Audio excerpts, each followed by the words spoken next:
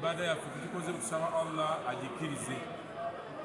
Tuli wano kuli Madina tuteekateeka kudda waka tugenda ku airport tuyita Dubai tugenda kutuuka Entebbe essaawa 8:30. Tubeebaziza nnyo mwenna bannange abatulaba eyo. Twebaza Allah subhanahu wa ta'ala atusobozesezza okukola ibada eno eya hajji, era tusaba Mungu akkirize. Nammwe abasigaddeeyo abalina obusobozi tubasaba mujje mukole hajji. Tutambulidde mu Weli Travel, tubadde mu first class. Services zibadde nnungi nnyo era buli muntu mumativu. Naye batugamba tudde wiiki ejja twambala bwambazi nkyama. Assalamu alaikum warahmatullahi wabarakatuh. Tuli mu kkubo tulindirire tujja.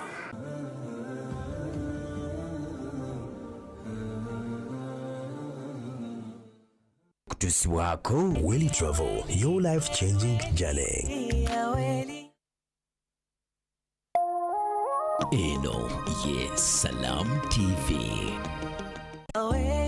Weli Travel is the leading Hajj and Umrah travel agency in Uganda, offering you Hajj and monthly Umrah packages, visa processing, international ticketing, and hotel booking services that suit you best. For more information, call us at 0705 555557 or visit our website at www.welitravel.com or our social media platforms at Weli Travel on Twitter, Facebook, and Instagram. Find us at Laudel Towers, first floor, Laudel Road, Nakasero, Kampala. Weli Travel, your life-changing journey.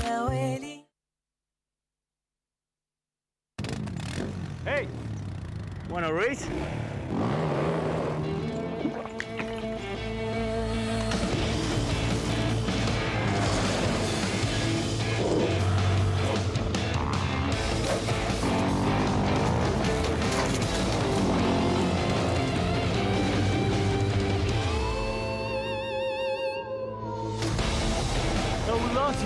You wish.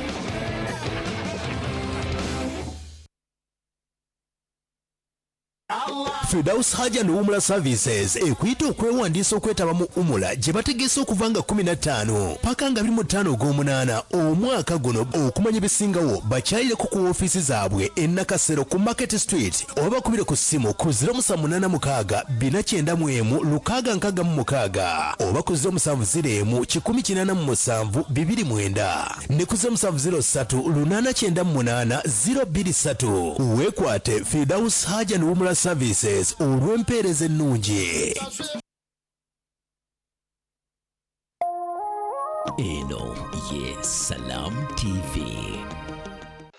La ilaha illallah, Allahu Akbar, Muhammad Rasulullah, Ya Habib Allah, Allah.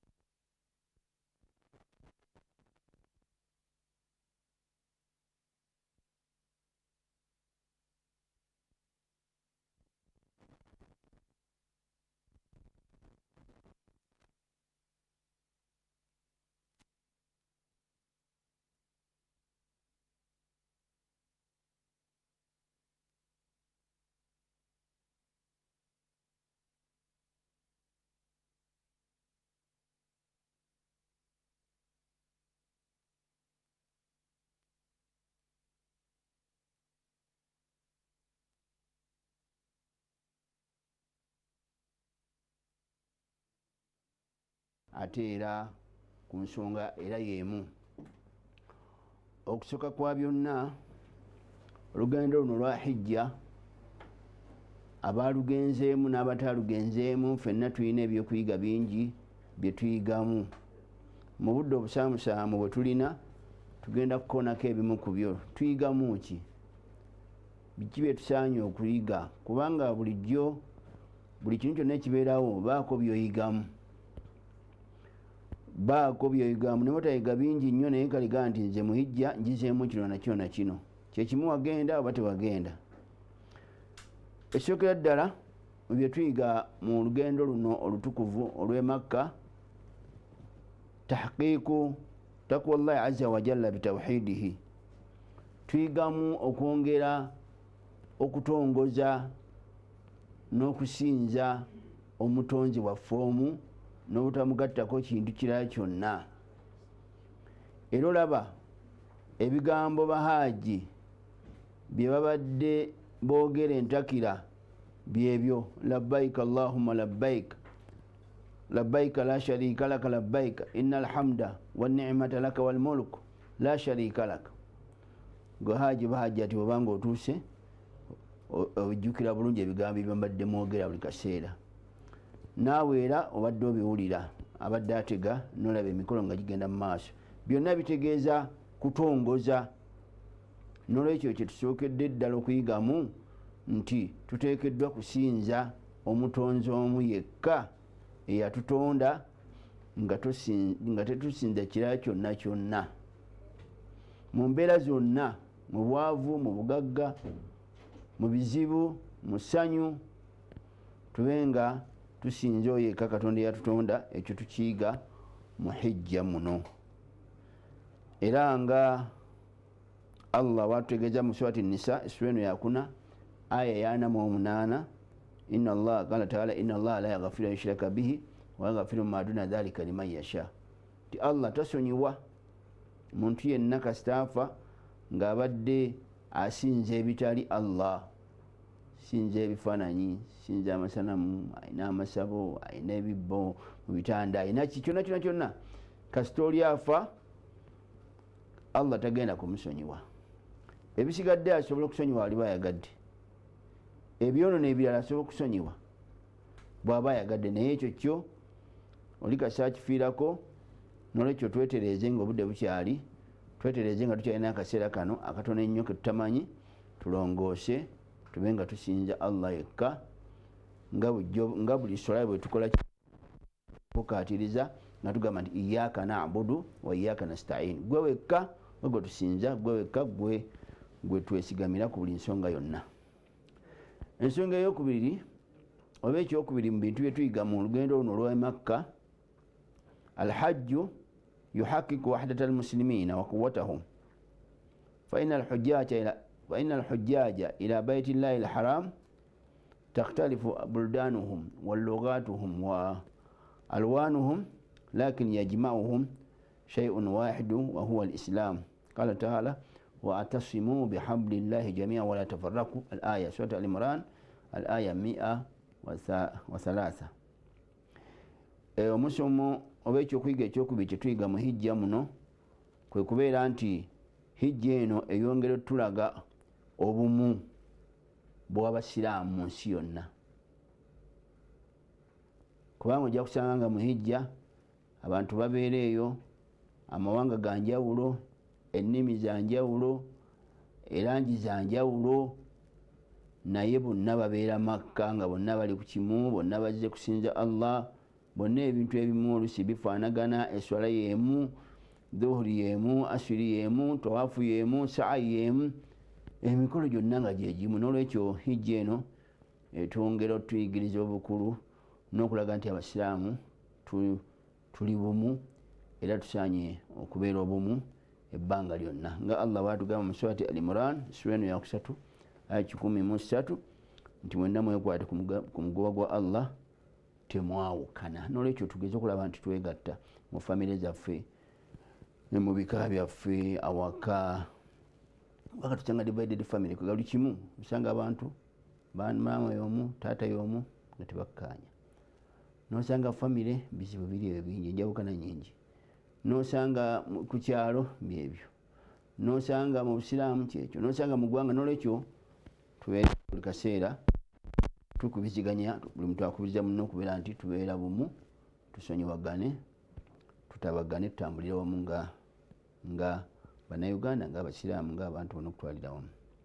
Ensonga eyokusatu gye tuyiga mu lugendo olw'e Makka, alhajju yabruzu al-ukhuwata islamiyya والتعاون والمحبة القوي يعين الضعيف الذي عنده الطعام يطعم من لا طعام له كما قال صلى الله عليه وسلم مثل المؤمنين في توادهم وتراحمهم وتعاطفهم مثل الجسد إذا اشتكى منه عضو تداعى له سائر الجسد بالسهر والحمى رواه مسلم. هجينو eyongera okutulaga obukulu bw'oluganda lw'obusiraamu n'okulunyweza. Olaba abantu mwijja engeri gye bakolaganamu, gye baagalanamu, ow'amaanyi ayamba ku munafu, osanga alina ekyokulya ayamba ku munne atalina. N'olwekyo ng'omubaka byatugamba sallallahu alaihi wasallam nti ekifaananyi ky'abasiraamu mu kubeera nga baagalana, basaasirigana, balumirwagana, balinga omubiri ogumu. Senga ekitundu ku mubiri kifuna obuzibu, omubiri gwonna gukosebwa, ebiyungo byonna bikosebwa. Ne bw'ofuna ekizibu oba okifunye ku ngalo, olugalo nga lwe lulwadde oba kagereke kalwadde, ojja kulaba nga ebiyungo byonna bikosebwa, omutwe, musujja, amaaso, kugamba wenna. N'olwekyo n'abasiraamu n'abakkiriza omubaka bwe badde nga munno bw'afuna ekizibu naawe kikwatako. N'ebiseera ebisinga buli muntu abeera ku lulwe, neiba we yamanyi, muganda we yamanyi, oba abaana be tebasoma oba kiki, oba basula njala.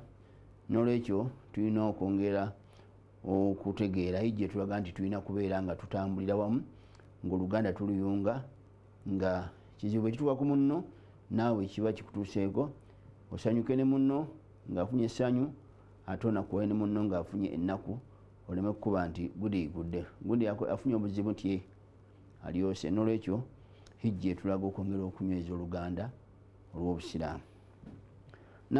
Ensonga ey'okuna, hijja kyetuyigiriza, etuyigiriza al-ihram yudhakkiru bilkafan. Ihramu zino zitwambala, ennyambala abaami gye bambala, mubadde mubalaba, engoye ezebbiri nga njeru gye basiba wansi ng'enkutu, neno gye beesuulira ng'essaati. Engoye ezo zitujjukiza essanda, kubanga mukimanyi bulungi essanda nazo ziba bbiri, ziba ssatu, era nga ziba njeru. Kaakati n'olwekyo obeera ojjukira bulungi nti obudde bujja kukya lumu ng'era bantadde mu ngoye bbiri enjeru nga banzizaayo. N'olwekyo hijja ekyo nakyo tukijjukira, twetereeze nga tebudde obwo tebunnatuuka. Nga Allah bagamba mu Qur'an mu surati al-An'am, sura eno ya 6 aya ya 94, walakad jitumuna afurada kama khalaknakum awwala marra, nti mukomyewo nga muzze omu omu ng'era bwe nabakola, muzze temwambadde ng'era bwe nabatonda. Kubanga bwe tuba tuddayo eri omutonzi waffe nga tufudde, oddayo nga bwe wajja, oddayo nga bwe wajja. Wajja tolina kagoye nakamu,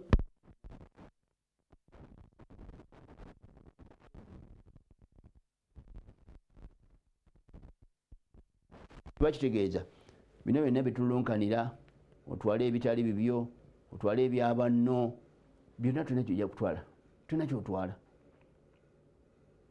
nga bwe wajja tolina koolina, ng'oli bukunya kobeani kobaani era ne bwoboddayo era oddayo bwotyo kale wano mukuddayo bakutwako esanda mu busiraamu naye era tolina kyotwala amayumba amamotoka byonna bireka kuno abantu bobirekedde ne bakola nga bebaagala nokyo ekyo hijja ekola ki ekitusomesa era ekitujjukiza ekyokutaano mu bintu hijja byetusomesa alhajju yudhakiru biyaumi alqiyama faina masira alhujjaj min mina ila arafat wa min arafat ila muzdalifa thumma ila mina وهم يسيرون في وقت واحد واتجاه واحد يذكر بيوم القيامة قال تعالى يوم يخرجون من الأجداث سراعا كأنهم إلى نسب يوفضون سورة المعارج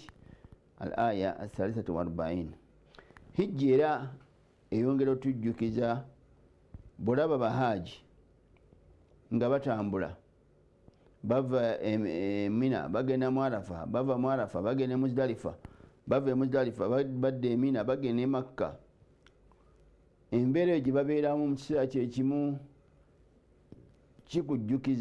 kitujjukiza olunaku lw'enkomerero bwettu era bwe tugenda okubeera nga tukuŋŋaanyidde wamu ng'era twolekedde wamu n'olwekyo buli ojjukira enkomerero ekitegeeza kwetereeza kwerongoosa kwanguyiriza kukola Allah kyayagala kwanguyiriza kwenenya Allah kyeyaggaana Allah nga bagamba mu surati Maarij sura eno ya 7 aya 43 nti olunaku lw'enkomerero abantu bagenda kuva mu ntaana zaabwe nga badduka misinde nga balinga era abantu abasinzanga ebitali Allah nga gye baddukanga nga bagenda okusinza amasanamu gaabwe naye ne wano bagenda kudduka nga badduka bagenda mu bbaliro ensonga ey'omukaaga hijja gyetusomesa alhajju yuallimu sabra ala taati llahi tabaraka wataala min azdihami walbaqai muddatan tawila qala taala innama yuwaffa sabiruna ajrahum bighairi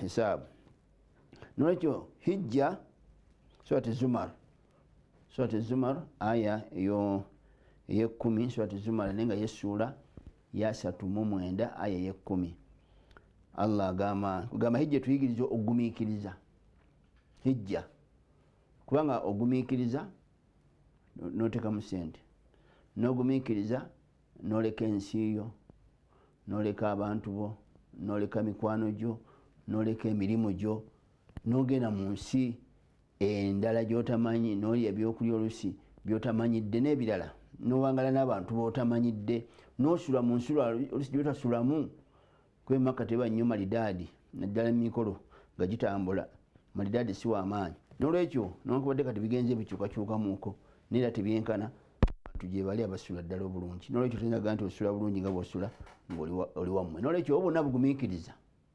obwo hijja ebukusomesa kiba kitegeeza obugumiikiriza obwo bujjeyo ne wano okomewo oba mukyala ogumiikirize waba nga aliwo bitatambula bulungi eri bbaawo bwoba musajja ogumiikirize ku mukyalawo otunulire ebirungi byalina ogumiikirize mubere nga muddamu ne mutambula obulungi bwoba mwana bwe kiri gumiikirize bwoba muzadde nawe gumiikiriza bwoba mukozi nabo bagumiikirize namwe abakozesebwa namwe mugumiikirize obuzibu omukyala n'olwekyo hijja etuyigiriza obugumiikiriza abakulembeze babiri bagumiikiriza n'abakulemberwa ebyo byonna tubiyiga mu hijja Allah agambye mu sura eyo gyensomye aya gyensomye egamba nti Allah asasula abagumiikiriza nga kugamba nga empeera nyingi nga tabaliridde kubanga Allah mugagga tekiresegandika musasulayo katono kigaze kino nedda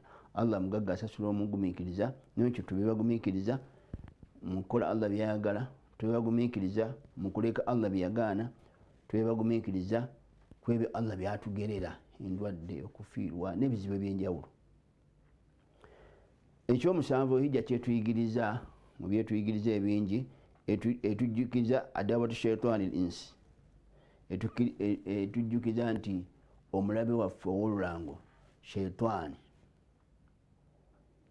era tumwegendereze, tatwagaliza kalungi sheitani, nga Allah bagamba nti innama yadiu hizbahu liyakunu min ashabi sa'ir, surat Fatir sura ya 35 aya y'omukaaga, nti ye sheitani mulimu gwekola omukulu ekuyega kulaba nti efuna ogubinja gwerigenda nagwo mu muliro, kubanga ye kiwaddiri omanye egenda mu muliro.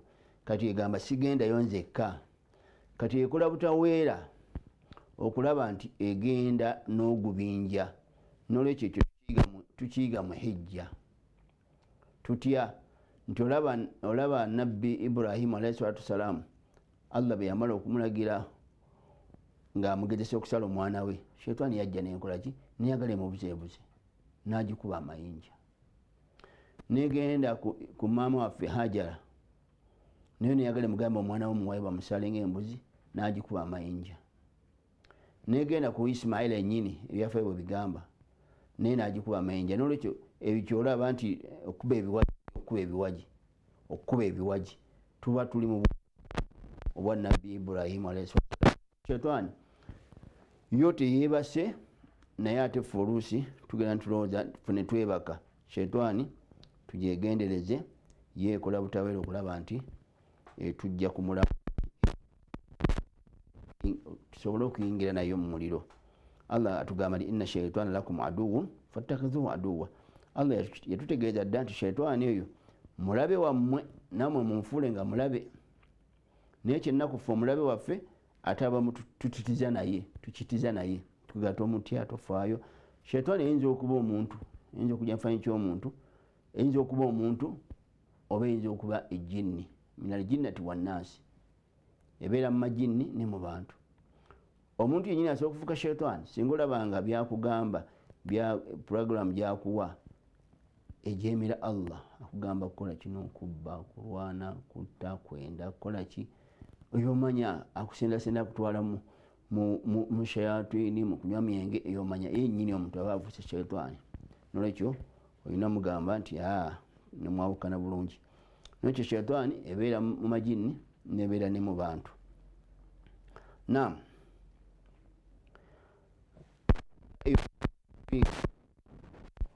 mu lugendo luno olw'e Makka bannaffe lwe bavaamu, era tubakulisizaayo, abamu tumanyi mutuuka butuuse, abamuli mu makubo, abamu mwatuuse. Nolwekyo naye mu bye tuyiga mu lugendo luno olw'ebyafaayo olukulu ennyo, attawaadhu obwetoowaze, tuyigamu nti omuntu beera mwetoowaze. Obwetoowaze ye muntu okubeera nga teweewulira, teweekuluntaza, beera muntu wa bulijjo. Olwokuba olina ssente nobeera nga tolina gwomanyi, olwokuba olina ebitiibwa nobeera nga ego oli kitalo. Abamu atuuka n'okubeera nga ne bakadde be tabalabawo kubanga alina ssente, ne bakadde be bamutya n'omutya, be baba banamukubira akasimu bamala nakwetereeza kuba amanyi oli muzibu, naye oli muzibu notuuka n'okuba n'omuzibu ku bakadde babakuzaala. N'olwekyo tubeere beetoowaze. Hijja etuyigiriza obwetoowaze kubanga ffenna tuba ababadde muhijja mubeera eyo, mwena tewaba wayambadde engoye za njawulo. Abaami bonna babeera mu ngoye zifaanagana, mu bitiibwa byabwe ebyenjawulo, mu bugagga bwabwe obwenjawulo, bonna babeera mu ngoye ezo bbiri hiraamu. Lwakuba nti bo abakyala bo baddembe okwambala ennyambala yonna gye bambala, kasebeera nti tekuntana n'amateeka ga Busiraamu. Nolwekyo omwenkanonkano ogwo wakati w'omugagga n'omwavu ne kabaka ne pulezidenti naani, bonna obalaba mu hijja nga benkanankana, kiraga nti mu maaso ga Allah twenkanankana, omutonzi waffe yatonda twenkanankana. Nolwekyo tetwekuluntaza, tetwekuza. Osanga omuntu nga tasobola tayagala kubuuza banne, taddamu na salaamu, tebamukwata na mu ngalo, tomala gamukwata mu ngalo n'ebirala ebiringa ebyo. Nolwekyo ffenna twava mu Adamu, ekisooka ffenna twava mu nabbi Adamu alayhi salaatu wasalaam, aye nabbi Adamu yatondwa mu ttaka. Ekyo ffenna tulina okubeera abeetoowaze. Eyatutonda ali omu ne taata waffe ali omu, eyatutonda Allah ali omu ne taata waffe gwe twavaamu bajjajjaffe Adamu ffenna ali omu, ne Hawa era naye oyo abo be bavaamu abantu bonna abawarabu abazungu abaddugavu na buli yenna nolwekyo tewensonga lwaki gwe olowooza nti oli wa kitalo ku balala beera mwetoowaze allah ajja kusitula nga allah era ngero mubaka bwagamba nti kussa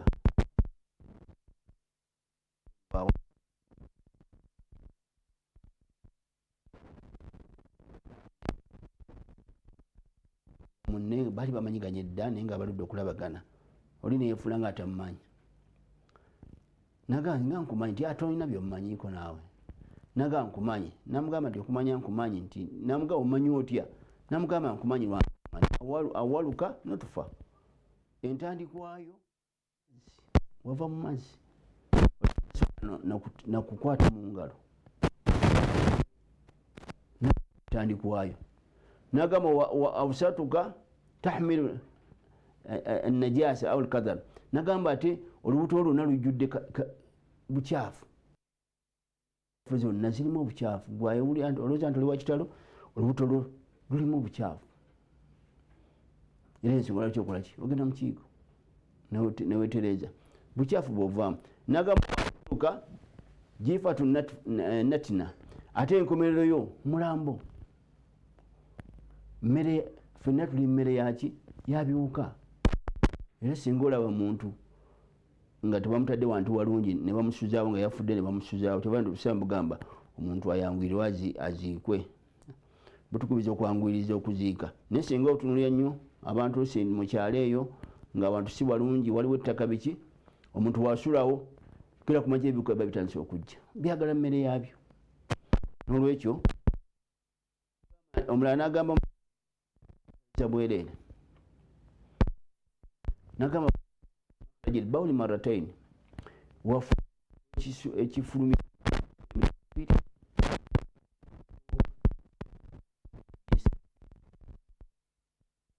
ye talina taatawe niye basigadde bonna mpozi wane hawa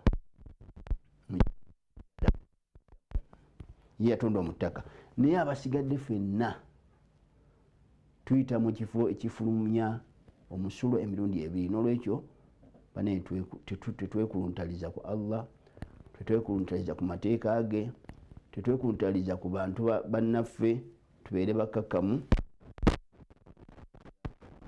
allah ngaatusiimya ekyomwenda ku bintu hijja byetuyigiriza al akhudhu bil asbaabi nti twesigadde allah kituufu naye ngaate tutaddewo ensonga twesigadde ensonga kulabirako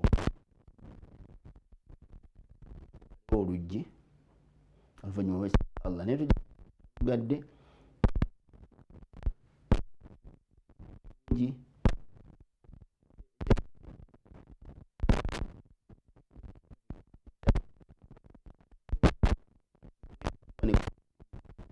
nolwekyo oluvannyuma wesigamire allah kiiga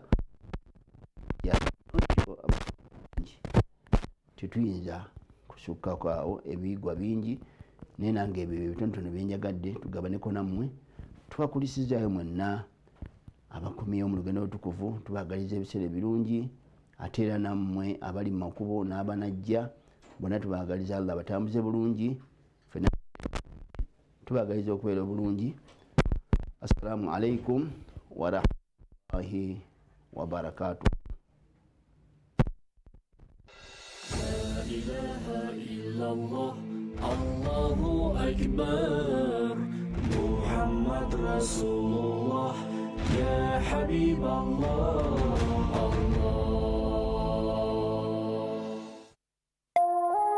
Eno ye Salam TV.